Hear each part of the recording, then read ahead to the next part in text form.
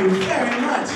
I always like getting a good introduction. That's nice. You always want to start positive. I'll tell you about the worst introduction I ever received. Here it is, verbatim. I've committed it to memory. Hey everybody, let's bring up your last comedian of the night. He mainly works bars and junior colleges. Let's give it up for Matt Drufke, which one, that's not my last name, but two, bars and junior colleges. That's winning. Like, hey everybody, let's give it up for your last comic. He mainly works where drunks wish they would just shut up so you could go back to ruining their lives in private and community colleges where the lower middle class takes one final stab at the middle class before murdering everybody in the Walmart. So here he is, Matt Drufke.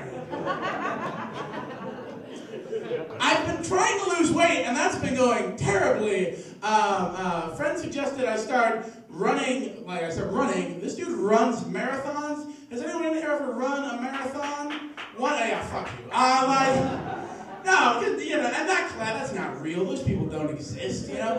This dude, in last year alone, listen to this, 5 marathons in a year, all right? 5! Let's count them off. Chicago, Boston, San Francisco, New York, Detroit. Detroit, I didn't know Detroit was a marathon host city. That's gotta be the only city where those runners from Ethiopia and Kenya are just like, shit, we got it good back home, you guys. Like, back home, not all the buildings are on fire. We don't gotta worry about stepping in needles. Don't gotta watch the Lions play every Sunday. There's 0 chance of running into Kid Rock. Let's go Ethiopia. I've been trying something new. I've been trying something called authentic pilgrim living. I wanted to see how hard it was for our forefathers when they came over. Authentic pilgrim living, here's what I do. I only get food that I gather in my garden or hunt, and I cook it on a wood-burning stove. Then at night, I grab my Bible, and I go out in the yard, I build a big bonfire, and I just throw in women who know math. Because they are witches, all right? That's what that is, right? What do you do at night? I kill witches, right? Like, my mom was like, I'm the first in my family to go to college. I'm like, you're the first to burn. That's how that works.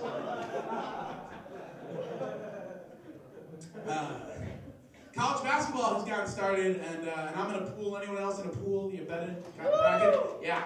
I'm really good. Like, I always win my brackets. I'm always good at betting sporting events. I don't know why. It's just something that I can do very well. The last really big sporting event I screwed up on, I had Johnny beating Danielson at the end of Karate Kid.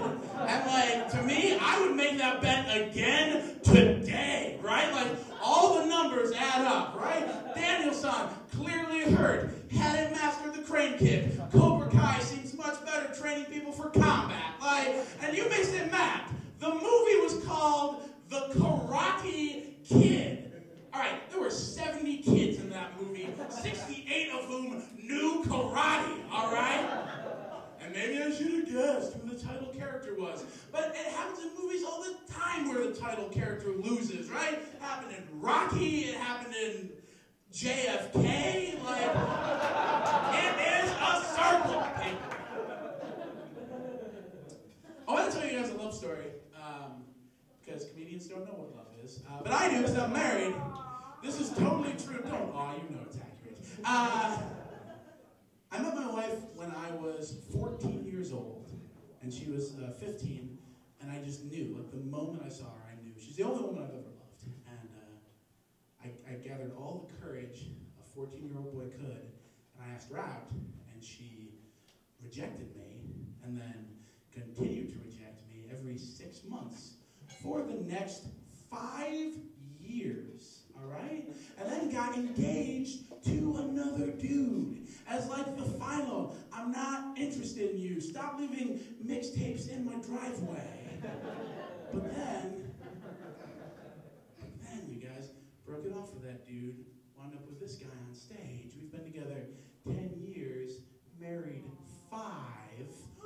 Thank you. Moral of that story, I win! Right? Suck it! Wife, like... That's how it goes!